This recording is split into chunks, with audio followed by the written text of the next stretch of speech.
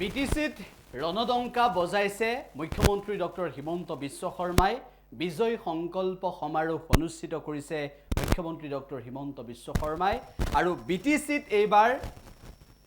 শাসন কৰিবলৈ বিটিচিত এইবাৰ বিজেপিয়ে দখল কৰিবলৈ মুখ্যমন্ত্ৰী ডক্টৰ হিমন্ত বিশ্ব শৰ্মাই বিটিচিৰ প্ৰতিটো প্ৰান্ততেই চলাইছে জোৰদাৰ নিৰ্বাচনী প্ৰচাৰ বিজেপিৰ মিটিংলৈ অহা বাবে মই সকলোকে বহুত বহুত ধন্যবাদ আৰু মোৰ প্ৰণাম জনাইছো শ্ৰদ্ধাৰ ৰাইজ আপোনালোকে জানে যে অহা সেপ্টেম্বৰ মাহত আমাৰ বিটিআৰৰ ইলেকশ্যন হ'ব বড়োলেণ্ডত বাস কৰা ৰাইজৰ বাবে বিটিআৰৰ ইলেকশ্যন অতিকে গুৰুত্বপূৰ্ণ অসমত ৰাইজে পঞ্চায়তত ভোট দিয়ে বিধানসভাত ভোট দিয়ে লোকসভাত ভোট দিয়ে আৰু বিটিআৰৰ ৰাইজে বিটিআৰত ভোট দিয়ে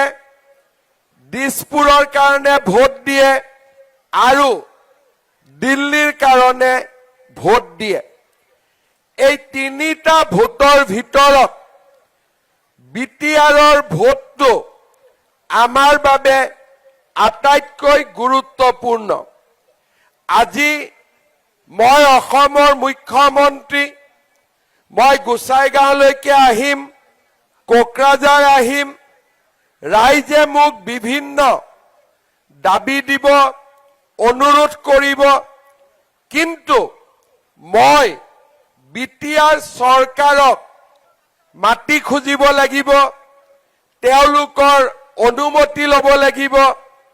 আৰু তাৰ পিছতহে আমি ইয়াতে কাম কৰিব পাৰো কিন্তু যদি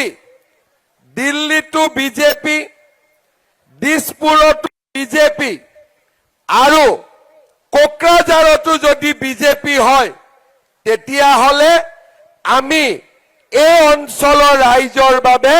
যিমান ইচ্ছা আমি সিমান কাম কৰিব পাৰিম আমি কাকো সুধিব নালাগে শ্ৰদ্ধাৰ ৰাইজ আগতে বিটিআৰ কেতিয়া গঠন হ'ল 2003 চনত 2003 চনত বিটিআৰ গঠন হ'ল আজি 2025 চন 23 বছৰ বিটিআৰ হৈ গ'ল আমি বিজেপিয়ে যিমান ইলেকশ্যন হৈছে আগতে কেতিয়াও বেছি সিটত আমি ইলেকশ্যন খেলা নাছিলো কেতিয়াবা 3টা সিট কেতিয়াবা 10টা সিট যোৱাবাৰ আমি 24টা সিটত আমি ইলেকশ্যন উঠিছিলো আৰু 9টা সিটত আমি ইলেকশ্যন জিকিছিলো আৰু 6টা সিটত আমি 1000তকৈ কম ভোটত আমি হাৰিছিলো